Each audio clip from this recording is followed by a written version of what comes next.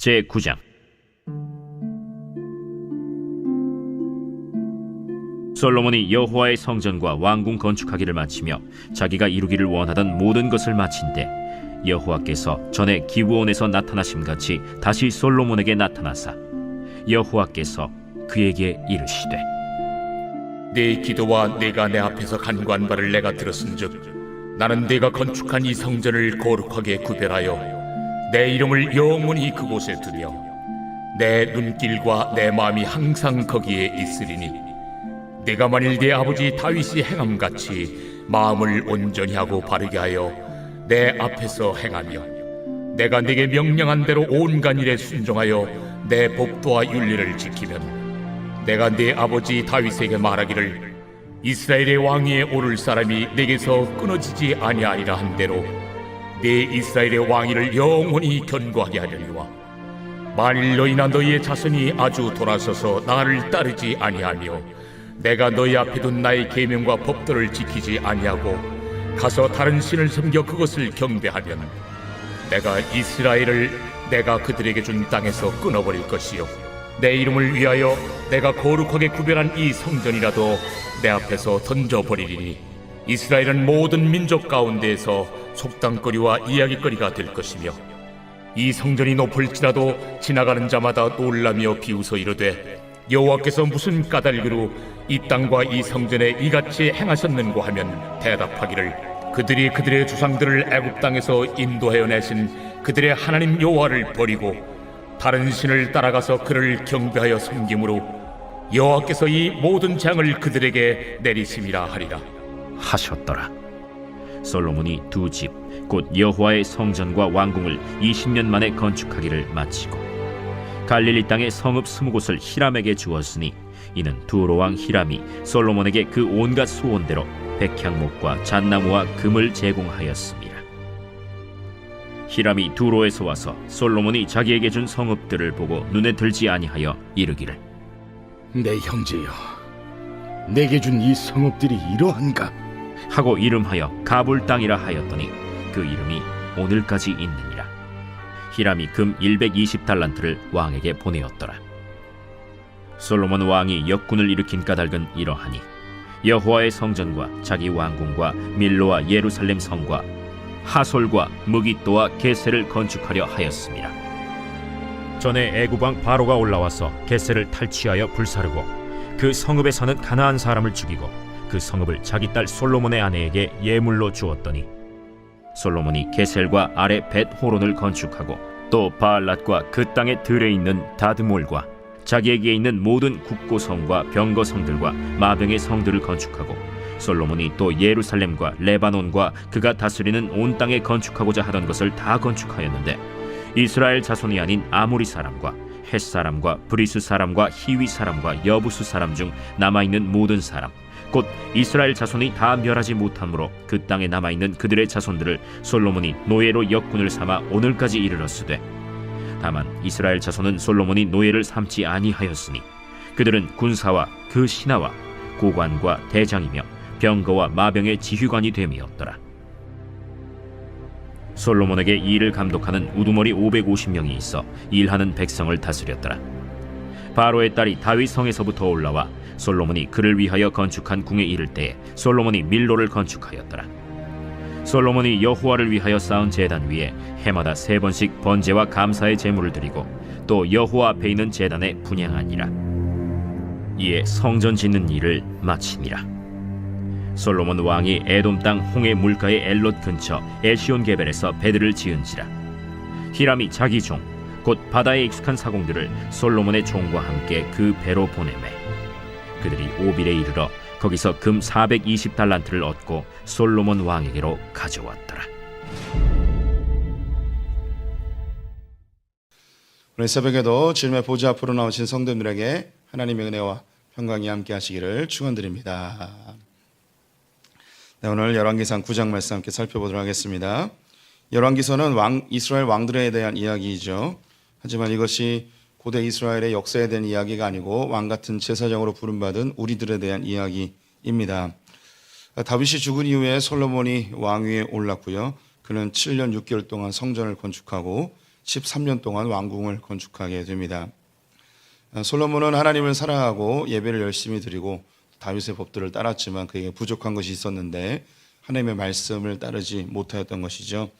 그래서 그의 즉위 초기에 기브온 산당에서 꿈으로 하나님의 말씀을 따를 것을 이야기하셨고 또 성전 건축 외벽 공사를 마무리할 때쯤에 하나님께서 다시 나타나셔서 하나님의 말씀을 따를 것을 요청하셨습니다.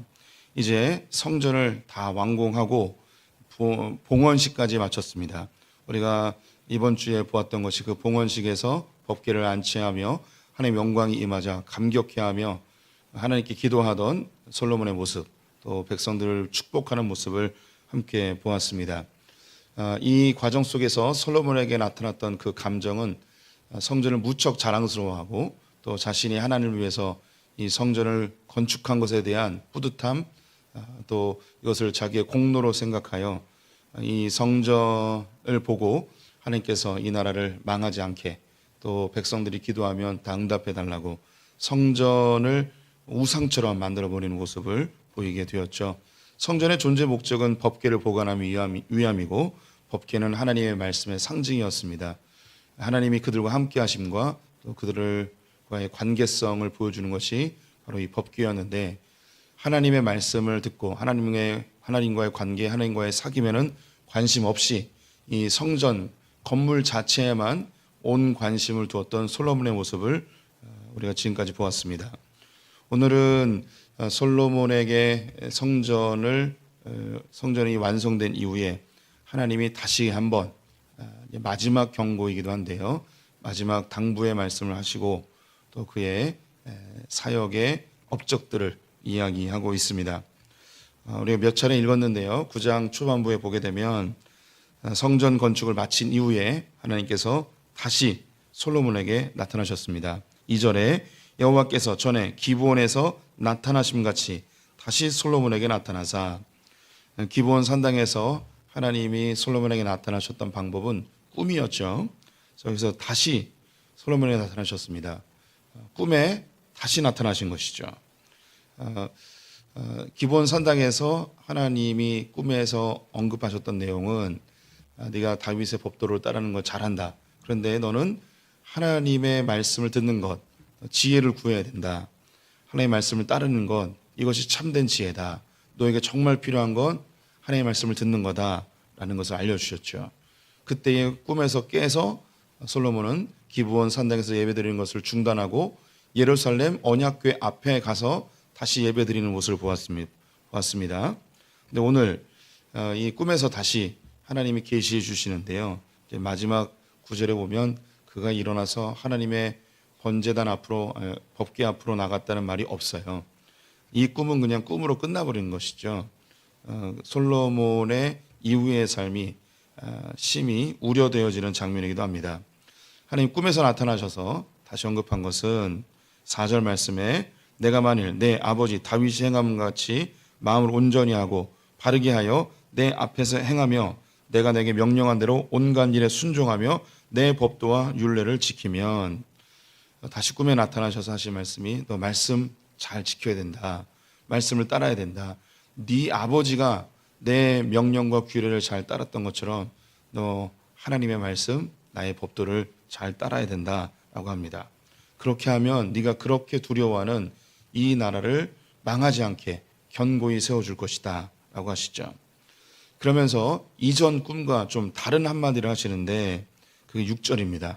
6절에 만일 너희 자손이 아주 돌아서서 나를 따르지 아니하며 내가 너희 앞에 둔 나의 계명과 법도를 지키지 아니하고 가서 다른 신을 섬겨 그것을 경배하면 첫 번째 꿈에서는 우상 숭배에 대한 이야기를 하지 않으셨어요.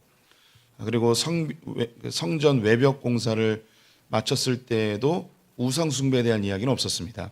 그런데 오늘 하나님이 솔로몬에게 세 번째 말씀하실 때는 너희가 내 법도를 떠나서 우상을 숭배하면 우상 숭배를 언급하고 있죠. 저희가 기브온 산당에서 예배드리는 이야기를 할 때에 언급했던 것이 하나님을 아무리 사랑해도 또 그의 믿음의 선배인 아버지의 법도를 따라도 그가 열심히 좋은 제물로 예배를 드려도 하나님의 말씀이 없으면 우리의 신앙은 너무나 자연스럽게 어디로 가냐면 우상 숭배로 흘러갈 수밖에 없습니다. 성전을 지어놓고 이곳에서 좋은 예물을 드려 하나님께 예배를 드릴지라도 이 예배 가운데 하나님의 말씀이 없으면 이 예배는 자연스럽게 우상 숭배로 흘러갑니다. 우상 숭배는 내가 원하는 것, 내가 소원하는 말을 예배나 종교적 행위로 하나님을 감동시켜서 얻어내려 할 때에 이것이 우상 숭배입니다. 우리는 하나님을 예배한다 할지라도 우리 내면 속에 있는 다른 어떤 것을 예배합니다. 이 예배를 통해서 정말 내가 원하는 것을 하나님께 얻어내고 싶어하는 것이 우리의 마음이죠. 우리는 물질 세계에 살고 있기 때문에 물질이 가장 쉬운 우상이 되게 되어 있습니다. 하나님을 예배해서 하나님께 감동시켜서 내가 원하는 건 하나님을 통해 물질을 얻어내려 하는 거죠. 이 물질도 사실 더 깊이 들어가면 어거스틴이 이야기했던 네 가지 우상으로 귀결됩니다. 안전의 우상, 평안의 우상, 통제의 우상, 권력의 우상으로 결국은 귀결이 돼요. 내가 돈을 많이 벌고 싶은 것, 물질을 많이 갖고 싶은 것, 성공하고 싶은 것, 좋은 대학, 좋은 직장에 들어가고 싶은 그 근본적 내 내면 속에 있는 우상은 안전하고 싶은 우상이 아주 강합니다. 그래서 돈을 많이 벌어서 미래가 안정적으로 살고 싶은 것, 또 돈을 많이 벌어서 평안하게 살고 싶은 것, 이건 역시 또 현대인들에게 아주 큰 우상이죠. 고생 안 하고 편안하게 살고 싶은, 그래서 돈을 많이 벌고 싶은 거죠. 이 마음, 또 돈을 많이 벌어서 통제하려는 마음이 있습니다. 다른 사람에게 내가 끌려다니지 않고 내가 누군가를 통제하고 내 모든 상황을 내 마음대로, 예를 들자면 질병에 걸렸을 때에 돈이 없으면 질병 때문에 내가 끌려다니죠. 이 질병을 내가 통제하지 못하는 거예요. 그럼 돈이 있으면 이 질병을 내가 통제할 수 있습니다. 내가 가고 싶은 병원에 내가 원하는 때에 치료받을 수 있는, 내가 통제하는 그 상황을 내가 다스릴 수 있는 그 마음, 이게 통제가 안 되면 불안한 거죠. 또 돈을 통해서 권력을 얻고 싶어 합니다. 높은 자리, 또 사람들에게 성공했다는 인정, 이런 것이 우리의 내면 깊이에 있는 우상입니다. 그럼 이 우상을 어떻게 쉽게 분별할 수 있는가? 두 가지의 방법이에요. 첫 번째는요, 이게 사라지면 너무너무 불안한 거예요. 이게 이루어지지 않으면 너무너무 불안한 거죠.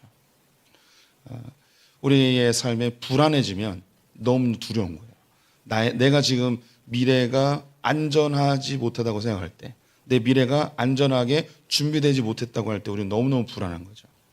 내 평안함이 깨진다고 생각할 때 너무너무 두려운 겁니다. 또 내가 내 주변에 있는 모든 삶을 내가 통제하지 못할 때 너무 두려운 거죠. 또 내가 차지하고 있는 이 위치를 잃어버렸을 때, 내가 이뤄놓은 이 성공을 잃어버렸을 때, 이때 우리는 너무너무 두려운 거예요. 내가 이루어지지 못하면 혹은 사라지면 너무너무 두려워하는 그것, 이것이 우리의 삶의 우상이 됩니다. 또 한 가지 분별할 수 있는 것은 내가 가만히 그리고 매우 긴장하고 스트레스를 받을 때 내 생각이 자연스럽게 머무는 곳, 아무 일도 안 하고 가만히 있을 때 자연스럽게 내 생각이 흘러가는 그것, 이것이 우상입니다. 내 마음에 긴장감과 심각한 스트레스가 있을 때 내 머리가 자연스럽게 흘러가는 그것, 내 마음에 평안을 주고 안식을 주는 그것, 이것이 내 삶의 우상이 되어집니다. 솔로몬에게 이 성전은 자연스럽게 우상이 되었습니다. 또 멋지게 지어놓은 이 성전이 이스라엘 백성들에게도 우상이 되어져 버렸습니다. 이후에 이스라엘 백성들에게 가장 큰 두려움이 뭐였냐면 이 성전이 무너지면 어떡하나, 이 성전을 빼앗기면 어떡하나, 이것이 가장 큰 두려움이죠. 이 성전을 통해서 하나님을 만나는 게 아니고 이 성전 자체가 우상이 되어버립니다.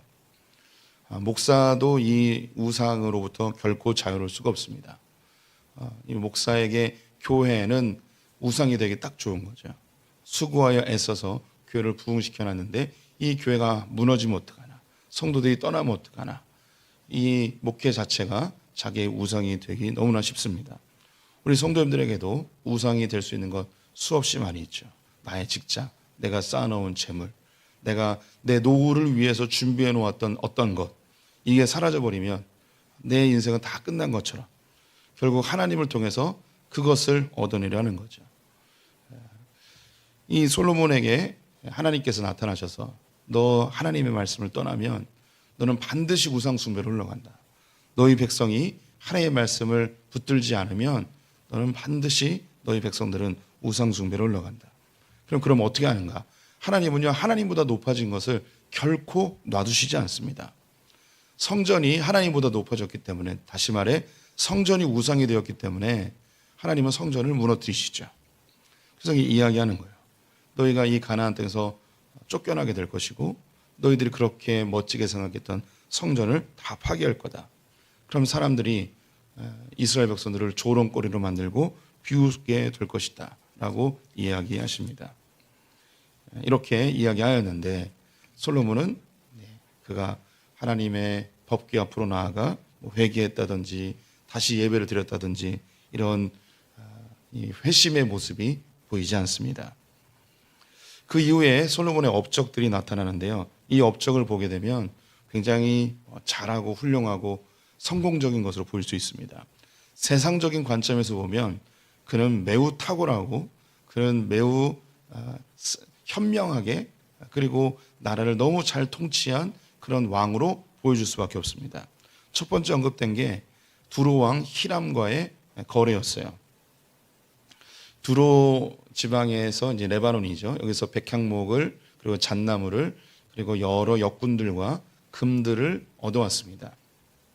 여기에 대한 보상으로 솔로몬이 무엇을 주냐면 갈릴리 지역에 있는 20개의 성읍을 줍니다.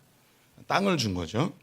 그래서 이 히람이 기쁜 마음으로 이 솔로몬이 이렇게 잣나무와 백향목을 제공했더니 거기에 대한 값으로 이렇게 땅을 주는구나. 이전에 이미 그 지불을 했는데 감사의 마음으로 추가적으로 이걸 더 준 거예요. 그래서 참 이게 괜찮은 놈이다라고 생각하고 그러면 그 땅 한번 가보자. 그래서 갔어요. 이 20곳을 봤는데 보고서 너무 실망을 합니다. 그리고 이름을 가불이라고 이름을 지었어요.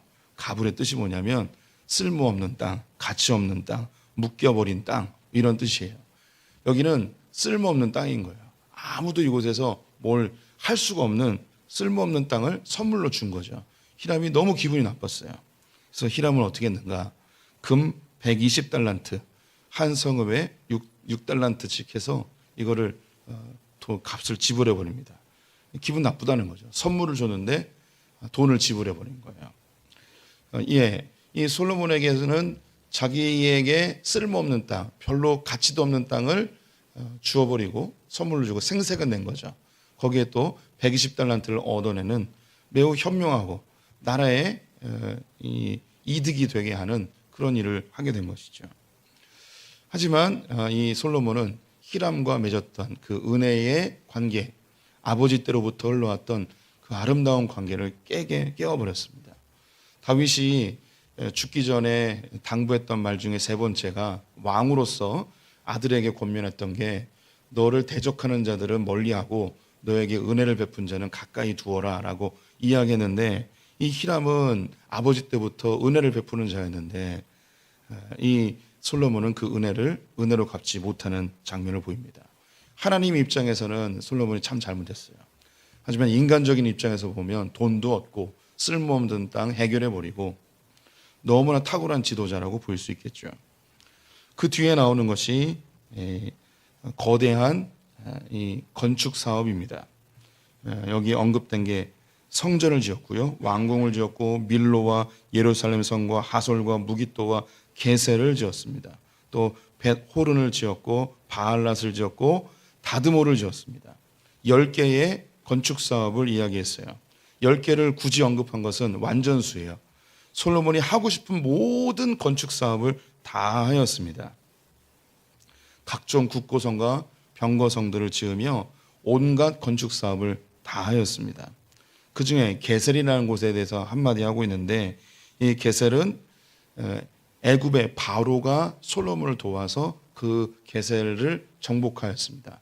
그래서 그것을 기념하여 자기의 아내 바로의 딸에게 이 성읍을 주게 되죠.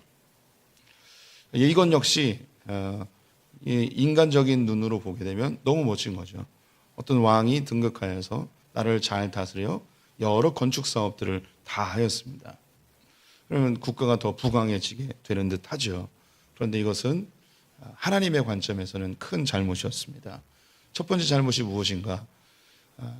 하나님께서 이스라엘 백성들이 가나안 땅에 들어갈 때 분부한 것 중에 한 가지가 이방 민족들과 언약을 맺지 못하도록 하고 있습니다. 이방 민족과 손을 잡지 못하게 하였던 거예요. 그것은 하나님을 붙들고 있던 손을 놓고 이방의 민족을 붙드는 거죠. 하나님을 의지하는 게 아니라 외교적인 방법으로 나라를 다스리려 했던 그 모습입니다. 여기에 대한 대가로 게세를 그의 정략적인 결혼의 대상자였던 바로의 딸에게 주게 된 것이죠. 또한 이것은 솔로몬 말기에 큰 위기로 돌아오게 됩니다. 이미 언급한 바 있는데 20년 동안 건축 사업을 했고 그 이후에도 여러 대형 건축물을 지으면서 백성들의 마음이 떠나가죠. 세금도 많이 내야 되고 돌아가면서 일을 해야 되고 이 일이 백성들의 마음속에 큰 불만으로 차지하게 되고 솔로몬이 죽은 이후에 나라가 두 개로 나뉘어지는 일이 발생하게 되었습니다. 또 솔로몬은 이 가나안 땅의 족속들을 자신들의 역군으로 삼는 일이 있습니다. 20절에 보면 이스라엘 자손이 아닌 아모리 사람과 헷 사람과 브릿 사람과 히윗 사람과 여붓 사람 중 남아있는 모든 사람을 솔로몬의 노예로 역군을 삼아 오늘까지 이르렀더라 라고 되어 있습니다. 솔로몬 때에 하나님이 약속하셨던 유브라테스 강부터 애굽의 변방까지 모든 땅을 정복합니다. 이건 너무너무 잘한 거죠. 하나님이 약속하신 바를 이루었어요. 이때 하나님이 가나안 땅에 들어가는 이스라엘 백성들에게 분부했던 것 중에 또 한 가지는 이 가나안의 7 족속들을 다 몰아내라는 거예요. 인정사정 볼 것 없이 그들을 다 진멸해 버리라는 거죠. 솔로몬은 그 땅을 다 정복했어요. 그런데 가나안 7 족속은 몰아내지 않았어요. 아까운 거죠. 그들을 노예로 삼았습니다. 그리고 그 노예들이 이 열왕기상이 기록되는 이 당시까지 남아 있다는 것이죠. 그러면서 이스라엘 백성들은 이것을 다루는 군사력으로 활용합니다. 22절에 다만 이스라엘 자손은 솔로몬이 노예를 삼지 아니하였으니 그들은 군사와 그의 신하와 고관과 대장이며 병거와 마병의 지휘관이 되었음이더라. 가나안의 족속들은 노예로 삼고 이스라엘 백성들은 군사로 삼으면서 노동력과 군사력을 함께 정비한 아주 어마어마한 나라를 만든 거죠. 대단히 그 누구도 범접할 수 없는 그런 튼튼 나라를 만들었습니다. 세상적으로 보면 너무 위대한 통치자이죠. 그런데 하나님이 가나안 땅에 들어갈 때 이스라엘 백성들에게 분부한 것 중에 한 가지가 너희가 왕을 세우거든 왕이 하지 말아야 될 것들이 있었어요. 아내를 많이 삼지 말고 군사와 마병을 많이 두지 말라라고 하셨어요. 그런데 아내도 많이 삼고 군사도 많이 삼아서 자기 나라를 견고히 하는 거죠. 왜 이게 잘못됐을까요? 그들의 군사력이 강해지면 그들이 안전하게 살 거라고 생각했어요. 하지만 이 나라는 하나님이 지키시는 나라였거든요. 사람의 눈과 하나님의 눈이 전혀 달랐습니다. 그 이후에 솔로몬이 했던 것 25절에 보면 솔로몬이 여호와를 위하여 쌓은 제단 위에 해마다 3번씩 번제와 감사의 제물을 드리고 또 여호와 앞에 있는 제단에 분향하니라. 이에 성전 짓는 일을 마치니라. 솔로몬은 예배를 열심히 드렸습니다. 1년에 3번씩 하나님께 절기마다 예배를 드리고 하나님 앞에 나아가 분향하고 그런 종교적인 모습으로 너무너무 훌륭했고요. 왕으로서 통치도 너무 잘했고요. 외교력, 국방력 모든 것이 완벽했습니다. 그 뒤에 나오는 것은 에시온 게벨에 배들을 만들어서 무역업에도 진출합니다. 그래서 오빌이라는 곳에서 금 420달란트를 획득해오는 엄청난 성과도 일으키죠. 모든 게 훌륭해 보입니다. 모든 게 멋져 보입니다. 그런데 솔로몬은 이렇게 사람들의 보기에는 신앙적으로도 외교적으로도 경제적으로도 모든 것이 완벽해 보이는데 하나님 눈에는 한 가지가 없었습니다. 그는 하나님의 말씀에서 점점 멀어지고 있었던 것이죠. 그 이후의 삶이 어떨 것인지 우리는 짐작이 되죠. 우리는 이 성경을 보면서 우리도 다 솔로몬 같은 왕의 위치에 있습니다. 어쩌면 우리 가운데 사람들로부터 다 인정받는 그런 위치에 있을 수도 있습니다. 성공했노라고 신앙적으로도 또 삶에서 또 여유도 있고 모든 것이 다 완벽해 보이는데 우리의 삶에 하나님의 말씀을 얼마나 가까이 하는가를 살펴봐야겠죠. 우리 믿음의 선배들 어쩌면 아무것도 없이 가진 것도 없이 배운 것도 없이 하지만 하나님의 말씀 붙들고 주님만 바라보며 살아왔던 그런 우리의 믿음의 선배들이 얼마나 많이 있습니까? 우리는 너무나 풍족해지고 또 우리의 신앙생활은 너무나 화려해졌지만 우리의 신앙의 본질인 하나님의 말씀을 얼마나 가까이 하고 그 말씀을 얼마나 잘 따르는지 주의해 볼 필요가 있습니다. 이것은 뭐 우리 성도님들보다도 저에게 더 적용이 되어야 될 것이죠. 교회가 부흥하고 성도님들이 신앙생활을 잘하는 모습을 보면서 스스로 도취하여 하나님의 말씀이 아닌 눈에 보이는 것들을 따르는 그런 위험성에 있는 것이 늘 저의 현실이죠. 우리 성도님들이 새벽에 다시 한번 주의 말씀으로 돌아가는 그런 결단의 새벽이 되기를 소망합니다. 기도하겠습니다. 하나님, 솔로몬의 삶이 모두가 완벽해 보였지만 사람들의 눈에 보기에는 모든 것이 훌륭해 보였지만 하나님의 관점에 보기에는 말씀에서 멀어진 위태로운 상태임을 우리 이 새벽에 발견합니다.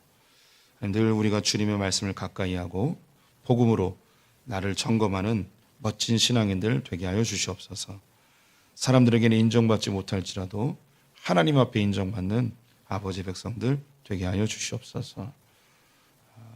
그리하여 내 마음에 합한 자라고 내가 참 사랑하는 자라고 그렇게 칭찬받는 하나님의 백성들 되기를 간절히 소망합니다. 오늘 하루 주님께 의탁하며 예수님의 이름으로 기도드렸습니다.